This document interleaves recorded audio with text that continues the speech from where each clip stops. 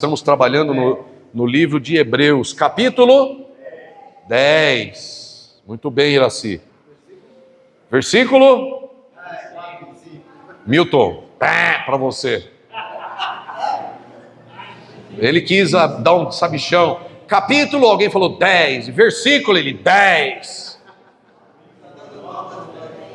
Você achou que ia abafar com esse versículo 10 aí, não? Versículo, irmãos? 24 e 25. Hebreus 10, o sujeito. Vê se aprende aí. Hebreus 10, 24 e 25. E nós estamos falando, eu quero fazer aqui uma recapitulação rápida. Estamos online já? Estamos gravando. Bem-vindo você que está no YouTube, nesse vídeo. Boa madrugada, boa manhã, bom domingo, bom fim de semana, boa noite, boa manhã. Não sei que horário você vai assistir, mas você é especial. Olha só, irmãos. Foco.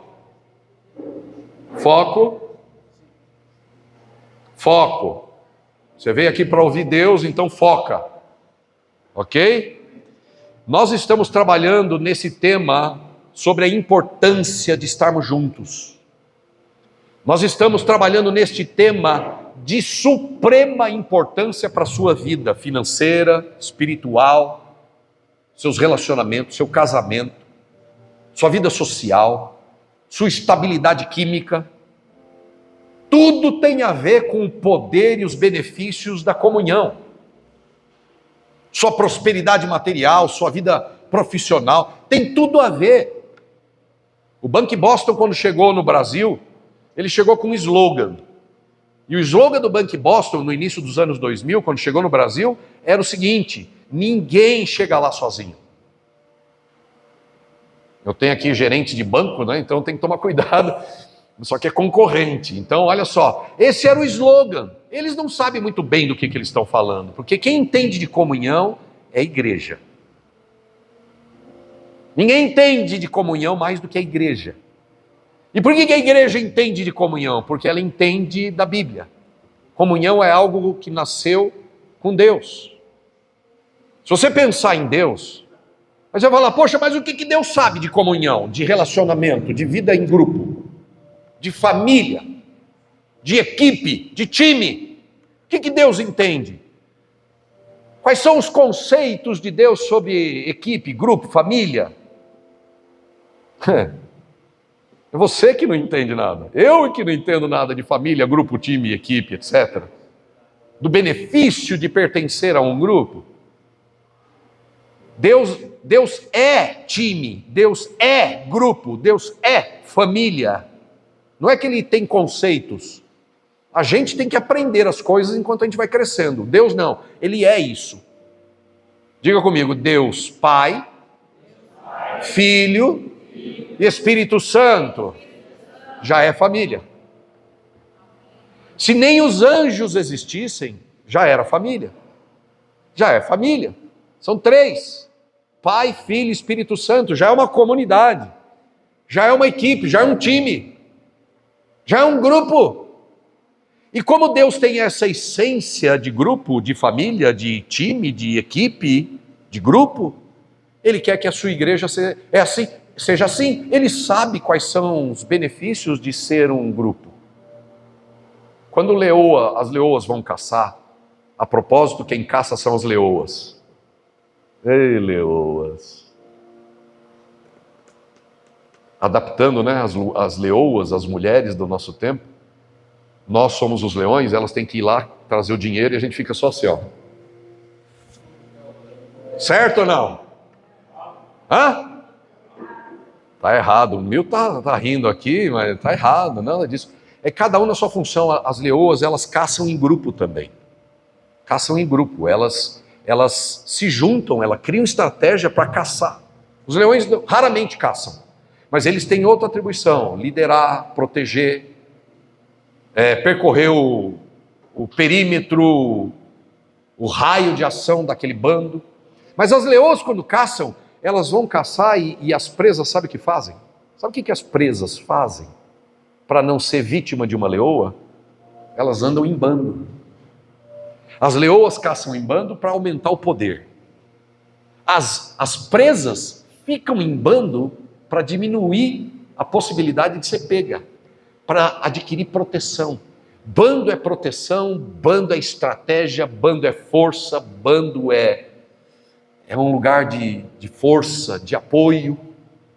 E eu tenho falado sobre isso com base em Hebreus 10. Vamos ler Hebreus 10, versículo 24 e 25. Diz assim, para lembrar, né? E mantenhamos a atenção dada uns aos outros, para nos incentivarmos ao amor e às boas obras. Não negligenciemos nossas reuniões congregacionais, o grupo, como fazem alguns. Ao contrário, procuremo-nos nos encorajar, quanto mais vocês percebem a aproximação daquele dia. Daquele dia aqui é a volta de Jesus. O que está dizendo aqui, daquele dia é a volta de Jesus. Mas nós não vamos falar disso hoje. Nós vamos falar de escatologia semana que vem. Então, se você gosta de um pouco de escatologia, o que é escatologia? São os sinais da volta de Jesus e do fim dos tempos. Nós vamos tocar nisso porque aqui está escrito isso. A comunhão tem a ver com escatologia, tem a ver com a volta de Jesus, tem a ver com os sinais da volta de Cristo. Então, se você quer saber um pouco mais de escatologia, vem semana que vem de novo. Não perca o culto, não faça o que aqueles irmãos de Hebreus estavam fazendo. Alguns estavam se isolando, alguns estavam deixando de fazer parte do grupo, da igreja, deixando de ir no culto. E aí o escritor de Hebreus disse, não faça isso, porque o grupo tem a sua importância poderosa. E só para recapitular, na primeira mensagem eu falei que a comunhão ela precisa ser intencional. O texto diz, considerando uns aos outros, e considerar uns aos outros é intencional. Comunhão não pode ser casual, comunhão tem que ser intencional. Nós aprendemos também que a comunhão, ela estimula a gente à ação. A Bíblia diz aqui no verso 24 e 25, para nos incentivarmos ao amor e às boas obras. Estar no grupo significa manter-se atento ao amor e às boas obras. Incentivar significa provocar intensamente. Olha, não fique sozinho. É falar um com o outro. Olha, vi que você não foi no culto. Está tudo bem com você? Não é trabalho do pastor somente. É trabalho de todo aquele que pertence a Jesus. Então nós aprendemos na segunda mensagem que o amor não pode ser casual, de vez em quando. O amor tem que ser intencional. Eu tenho que escolher vir aqui, estar na igreja em casa, participar do ministério. Tem que ser intencional. O amor cristão não é um sentimento passivo. Ele se traduz em ação concreta. É na comunhão que a gente incentiva o outro a usar os seus dons, seus talentos, a contribuir. É aqui que a gente aprende como é que a gente pode ajudar um ao outro, apoiar um ao outro. Todo mundo na igreja pode ajudar alguém. Todo mundo na igreja pode ser útil com o seu dom, com o seu talento, com as suas habilidades, com as suas capacidades, para que a pessoa seja encorajada. Nós aprendemos também que, na semana passada, que o isolamento é perigoso. Viver sozinho é perigoso. Por isso eu falei da leoa. Por isso eu falei das presas. O autor de Hebreus aqui, ele diz, não deixemos de congregar. Quem deixa de congregar vai esfriando. É que nem brasa tirado do braseiro, apaga. Não tem jeito, vai apagar. Então lembre-se, o distanciamento físico vem antes do esfriamento espiritual. Não quer esfriar espiritualmente? Mantenha-se no braseiro, mantenha-se. Por isso que Deus gosta de churrasco. E hoje,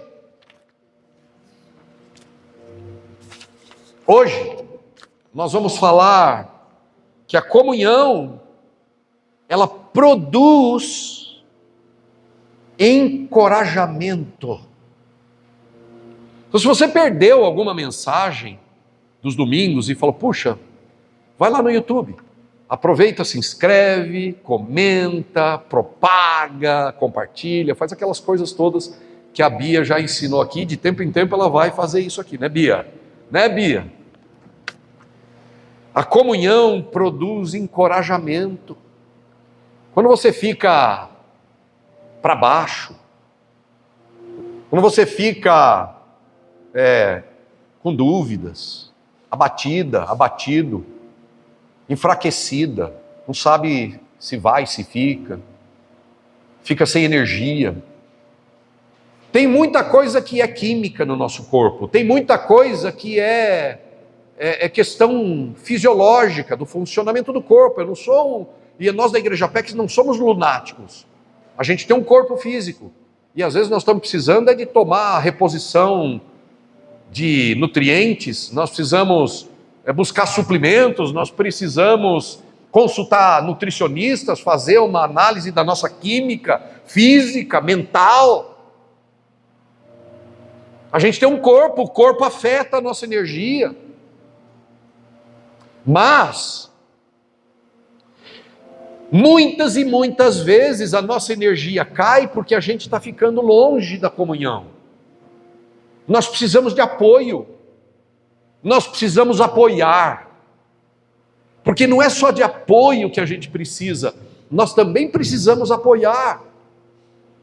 Jesus disse assim, diga comigo, mais bem-aventurada coisa é dar.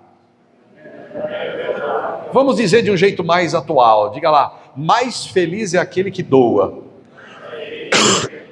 mais feliz é aquele que ajuda, do que aquele que é ajudado. Veja, quando você ajuda alguém, quando você apoia alguém, a alegria maior não está em quem recebe a sua ajuda. A alegria maior está em quem faz a ação de ajudar. Está em você que doa. Quando você doa do seu tempo, quando você doa do seu recurso, quando você doa das suas habilidades, quando você doa das suas capacitações, quando você usa o que você é e o que você tem e para oferecer ajuda e apoio aos outros, encorajamento aos outros, você vive mais feliz. Quer ser mais feliz? Doe sorriso, aprenda a sorrir, começa a fazer exercício de sorrir, começa, ao invés de sorrir para as pessoas, sorria para o poste, dá um sorriso para a parede, e vai exercitando, depois você ganha coragem de sorrir para as pessoas, certo, Pedro? Pedro é um cara que me ajuda lá, ele está rindo aqui. Então, você doar um sorriso, uma palavra, um apoio, o seu sofá, seu dinheiro, seu amor, isso encoraja as pessoas. E comunhão produz e precisa produzir encorajamento. Nós precisamos aprender a encorajar pessoas. Você sabia que o Espírito Santo de Deus habita em você? Você lembra que o Espírito Santo de Deus habita em você? E por que você acha que o Espírito Santo escolheu morar em você? Só para você se sentir bem? Não somente. O Espírito Santo vem morar em mim para que a minha vida seja plena, é verdade. Mas o Espírito Santo vem me dar plenitude por dentro para que outras pessoas ao seu redor possam ser tocadas pelo esse Espírito Santo que habita em você. Encorajar outros faz parte da vida cristã. E o texto aqui de Hebreus diz assim, diga comigo, encorajando uns aos outros. Diga de novo. Veja, encorajar as pessoas não é trabalho só da liderança da igreja. Aqui não está dizendo, líderes encorajem todo mundo, está dizendo isso? Sim ou não? Não está dizendo pastor encoraje todo mundo, líder encoraje todo mundo. Não, está dizendo aqui, encorajando uns aos outros. Deixa eu ver quantos uns tem aqui. Quantos uns estão vivos aqui nessa igreja? Deixa eu ver. Olha aí quantos uns. Vamos mudar agora. Quantos outros tem aqui? Deixa eu ver quantos outros tem aqui. Olha aí quantos outros. Uns aos outros. Ou seja, quem você precisa encorajar está exatamente do seu lado, na sua frente, atrás de você. E nós precisamos usar o encorajamento para as pessoas serem apoiadas. A palavra encorajar, aqui no texto de Hebreus 10, ela carrega a ideia de 3 coisas importantes. Encorajar carrega essa força de consolar. Encorajar significa consolar. Sabia que tem gente no meio da gente que precisa ser consolado? Consolar, às vezes, é só sentar junto. Tem gente que pensa que consolar o outro é resolver o problema do outro. Maridos, homens, ultimamente eu tenho falado com os maridos, né? Maridos e homens, às vezes, se você não entendeu isso da sua mulher ainda, vai lá então, aprenda. Às vezes a sua mulher não precisa que você sente do lado dela e dê toda a receita de como mudar a vida dela, de como sair do buraco dela, de como ela pode mudar a vida dela. Às vezes o que a mulher precisa é só que você sente do lado e diga: eu estou aqui, conte comigo. Sim ou não, mulheres? Sim ou não? Sim ou não? Deixa eu ver se eu estou falando a coisa certa. As mulheres, deixa eu ver. Eu estou falando a coisa certa? Faz um tchauzinho para mim aí. Só senta do lado e diga: olha. E na igreja não é diferente. Às vezes você não tem que resolver o problema da pessoa, mas você tem que estar lá e dizer: eu estou aqui. Se precisar, conta comigo. Eu saí daqui ontem nós tivemos um treinamento de líderes aqui, foi algo poderoso. Deixa eu ver os líderes que estão aqui hoje e estavam no treinamento ontem. Foi maravilhoso, não foi, gente? Muito bem. E aí eu saí daqui do treinamento e eu fui para a casa da minha filha na Moca. Minha filha tem 2 filhas, a Júlia e a Ana. A Júlia é mais velha, a Ana é a mais nova. E aí elas foram com a avó delas, a Cecília. Cecília não parece vó, né? Ela casou comigo, virou vó. É assim, é por herança, né? E aí a Cecília desceu e eu estava bem esgotado, porque eu tinha falado aqui por 3 horas seguidas no treinamento. E eu fiquei lá para dar uma reabastecida na bateria, ficar mais quieto, orar, falar com Deus. Depois do nosso curso e esperar o almoço. Aí subiu a minha netinha com a Cecília, as 2, e uma das netas, a mais velha, subiu chorando. Dentro de cada menina mora uma futura mulher. E aí eu sabia disso, eu olhei para ela, e ela falou: eu não quero falar, e estava chorosa. Eu olhei para ela e falei: vem cá, Júlia, eu estou molhada, não tem problema, vem aqui. Aí ela veio, eu falei: Júlia, não precisa falar.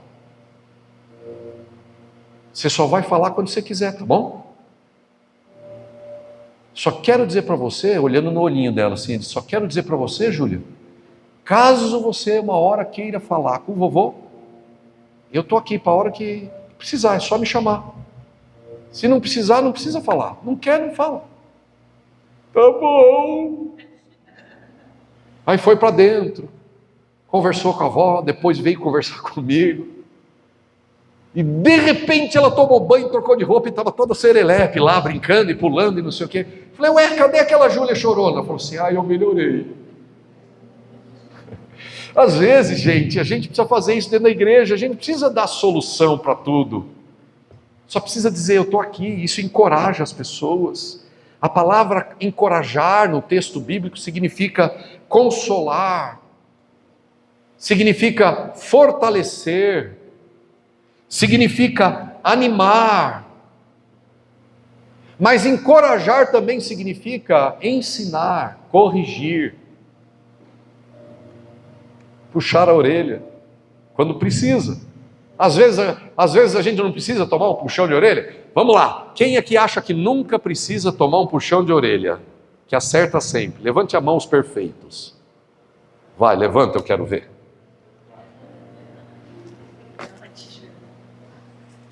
Levante as mãos perfeitos. Ninguém? Ninguém? Levante a mão quem sabe que erra e precisa de vez em quando é tomar um puxão de orelha. Levante a mão. Até tu, Pedro. A Simone lá atrás levantou as duas mãos e quase os dois pés. Se ela levantasse os dois pés, a gente ia exorcizar.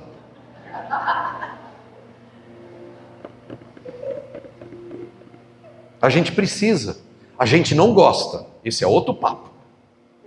Ninguém gosta de ser corrigido. Ninguém gosta de ser chamado a atenção. Ninguém gosta de ser ensinado. Mas sabe que precisa. É interessante. Sabe que precisa. E essa igreja aqui vai puxar a orelha, vai corrigir, vai ensinar, vai mostrar que está errado, vai apontar um caminho de melhorar, porque a gente ama. A gente assumiu a difícil e poderosa tarefa de ser igreja parecida com Jesus.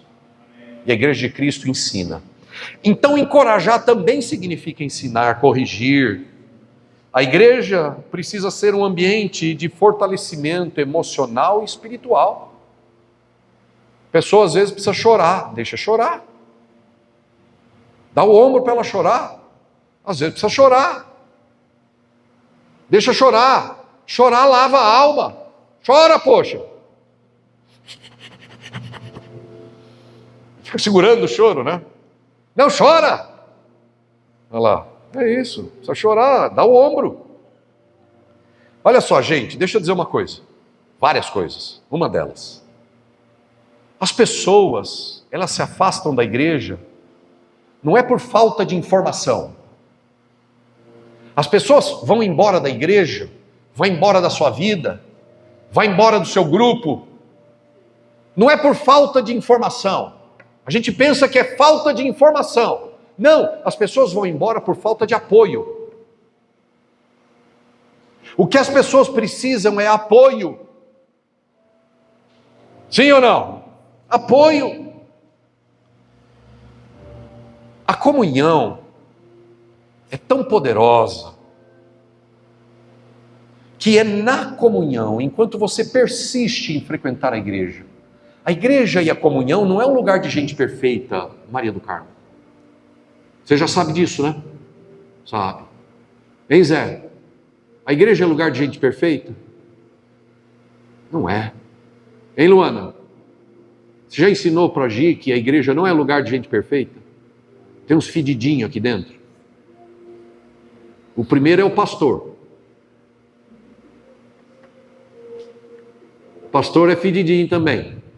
Achou que ia falar de você? Você também é fedidinha. Mas a gente vai progredindo no perfume de Jesus, a gente vai crescendo. Mas não é uma igreja perfeita, é uma igreja que tem os seus cheirinhos ruins. Certo, Bia? Tem atitudes que não são assim, exemplo. Mas não é por causa disso que deixou de ser igreja.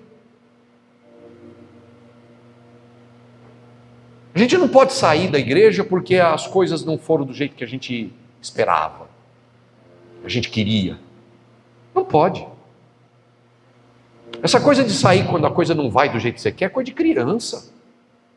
Não me deu o que eu quero, então eu vou embora. Dá um trabalho que a gente tem que ir atrás. Para com isso. Segura a onda. Seja forte. Seja firme. Seja homem. Seja mulher. Cresça. Aceite. Aceite o aperto. A comunhão é tão importante que a comunhão ela ajuda a gente a interpretar, a entender as circunstâncias da vida da gente. Por exemplo, há momentos na vida da gente que as coisas não vão bem. E sabia que tudo bem quando as coisas não vão bem? Tudo bem. Eu não estou esperando que a gente acerte sempre, mas eu estou esperando que a gente persista. Deus não espera que você seja perfeito, mas Deus espera que você persista, que você continue, que você tenha fé, que você tenha esperança, que você se entregue à comunhão. Deus espera de você que você se fortaleça na família dele, que você venha, que você participe, que você não abra mão. Deus espera isso de você. Deus espera isso de mim. O que Deus quer de você? Quando o assunto é comunhão, quando o assunto é igreja, quando o assunto é a família de Deus, o que Jesus espera de você? Espera que você não desista no primeiro problema. Olha só, se você continuar desistindo no primeiro aperto, você vai fazer isso várias vezes na sua vida. Quando a coisa encarde, você pula fora. E aí, se você pular fora rapidamente, você não vai dar tempo nem para Deus, nem para a vida trazer o melhor que Ele tem para você. Pare de pular fora, fique firme. Amém ou não? Deixa eu ver. Fica firme. A igreja é o lugar onde as pessoas conversam e ajudam a entender o que está acontecendo na sua vida. Alguém morreu lá, importante na sua vida. Um divórcio chegou. É doloroso. Alguém importante morrer é doloroso. E o que a pessoa precisa quando passa por um divórcio? Saber qual foi a culpa dela? Saber qual foi a culpa dele? Não, as pessoas precisam ouvir apoio. Mas e se ela for a pessoa torta na situação? Então você corrige ela, você aperta ela, mostra o que a Bíblia diz. Diga, olha, você agiu errado. A Bíblia manda você fazer assim, você fez assado. Dá uma apertadinha com amor, corrige com amor. Mas ajuda ela a interpretar. E diga para ela, olha, Deus quer que você ande assim. Você está fazendo assim na sua vida. E Deus quer que você faça assado. Tem muita gente na igreja assim. Todos nós. Nós não somos perfeitos. Mas é na comunhão que você vai entender como Deus enxerga a morte de alguém especial para você. É na igreja. É na igreja que você vai receber o apoio e a visão de Deus sobre a morte de alguém. É na igreja, é na palavra de Deus que você vai aprender como lidar com o divórcio. Como lidar com o desemprego. Como lidar com a doença, que atitude interior você tem que ter quando a doença bate na sua vida. É na igreja e na palavra de Deus que você vai entender por que você está passando por um desequilíbrio emocional e como recuperar este equilíbrio aos olhos da Bíblia, aos olhos espirituais de Deus.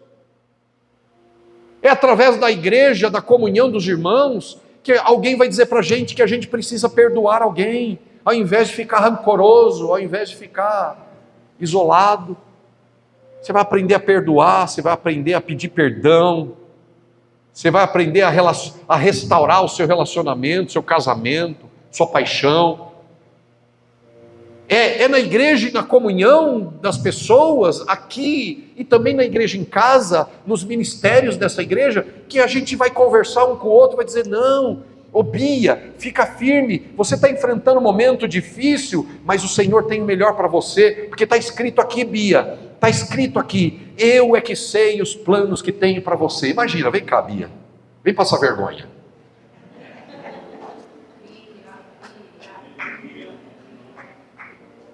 A Bia estava namorando, e aí terminou o namoro, não sei quem foi para não expor ninguém, aí terminou o namoro, e aí eu chego lá, e ela fala, e eu vejo o rostinho dela triste, olha, a igreja é lugar de reparar o rostinho.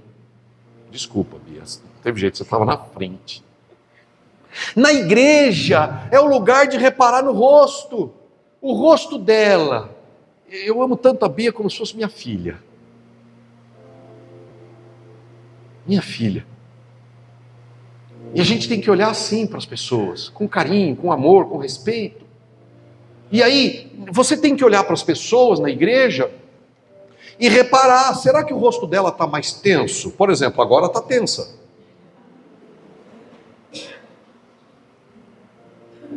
Aí eu fiz essa brincadeira, deu uma distensionada. Ela está até rindo. Mas daqui a pouco ela volta para o modo tenso de novo. Mas olha só, é lugar de perceber o rosto, a linguagem não verbal. Faz assim, Bia, chega, vai andando assim, ó. É uma baita atriz, não, gente? Uma salva de palmas pra Bia, vai.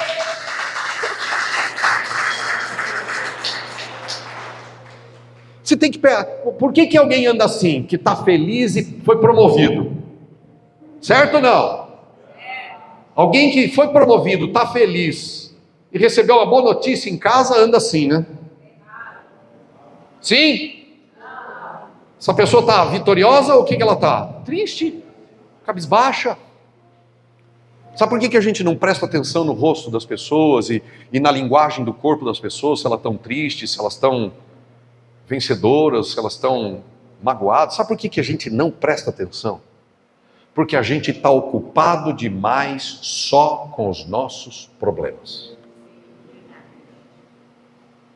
Quem vive ocupado demais só com a sua vida, duas coisas acontecem. Primeiro, não sai do problema. Segundo, vive uma vida menos feliz. Porque a verdadeira alegria está em prestar atenção no outro. E aí você chega para a Bia, e aí Bia, o que está acontecendo? Eu terminei. E aí, a comunhão do corpo é lugar de apoio, de encorajamento, de consolo, de correção. Aí você senta com ela, é mesmo? Puxa, aconteceu isso, tal, pá, resolvi terminar, não era bem o que achei que deveria ser, estava saindo do caminho, do propósito, não sei o que e tal. Eu estou muito chateada. E, enfim, ele terminou comigo e falou bobeira para mim, fiquei muito brava, muito chateada, não sei o que e tal. E eu não sei o que vai ser da minha vida. Sabe como é que mulher pensa, né? Só existe um homem na vida, aquele que terminou com ela, né? A mulher pensa nisso. Então o que ela tem que fazer? Ela precisa ser animada. Aí você senta com ela e fala, posso orar com você, Bia? Não vou te criticar, nem falar nada, só quero orar com você. Mas antes de orar, posso ler um texto da Bíblia com você? A palavra de Deus diz em Jeremias 29:11, eu é que sei os planos que eu tenho para você. Está até servindo, né, Bia?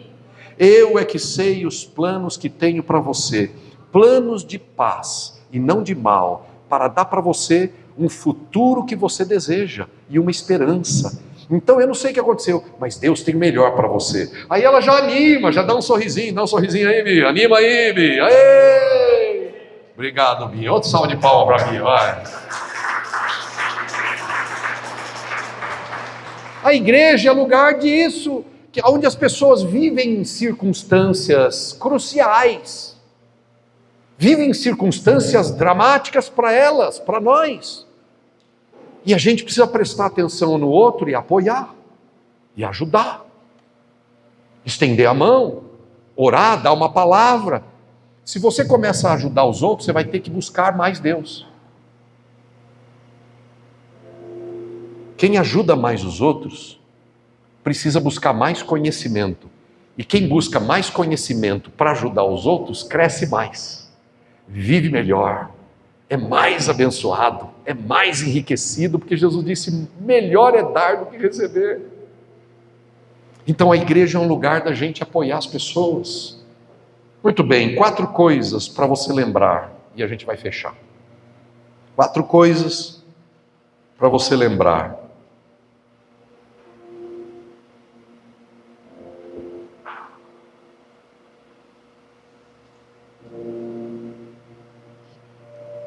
Envie mensagens de encorajamento para pessoas que estão precisando.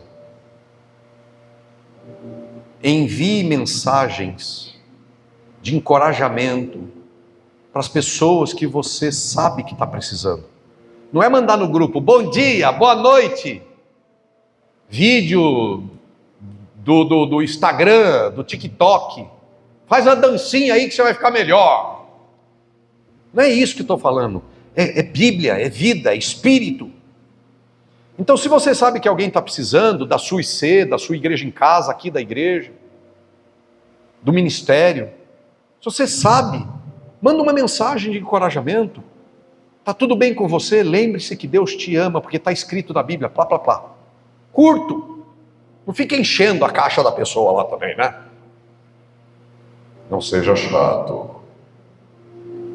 Segundo, ore presencialmente por alguém. Ore, diga lá, presencialmente. Sabe por que presencialmente? Porque você tem que ir lá. Tem que gastar tempo. Tem que ir lá cansado mesmo. Tem que ir lá chegar atrasado. Chega atrasado, mas chega. Chega atrasado, mas vai. E diga lá, eu vim aqui para orar por você. Presencialmente. Se não for na casa dela, no trabalho dela, marca um café. Já reparou na palavra café? Que coisa bonita. Fala café. Eu sou o pastor mais cafezeiro que existe na história da humanidade.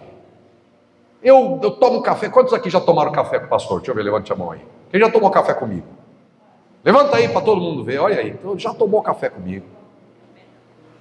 Mas eu estimulo, tome café com outro. Tome café com outro. Repara na palavra café. C de comunhão. A de amor. F de fortalecimento. E E de esperança. Toma café com a turma, gente. Vamos tomar café. Vamos comunhão, amor, fortalecimento e esperança. Café para tudo quanto é lado. Pode ser? Sim ou não?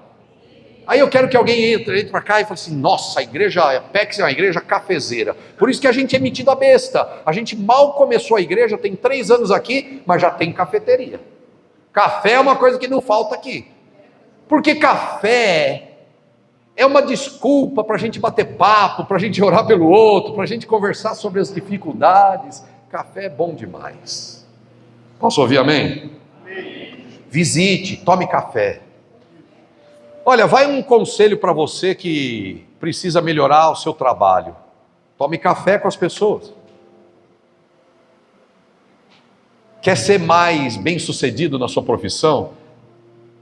Não é saiba mais, é tome mais café. Comunhão, amor, fortalecimento e esperança. Dê isso para as pessoas que estão perto de você. Você vai ver o que vai acontecer. Todo mundo quer ficar perto de pessoas que dão comunhão,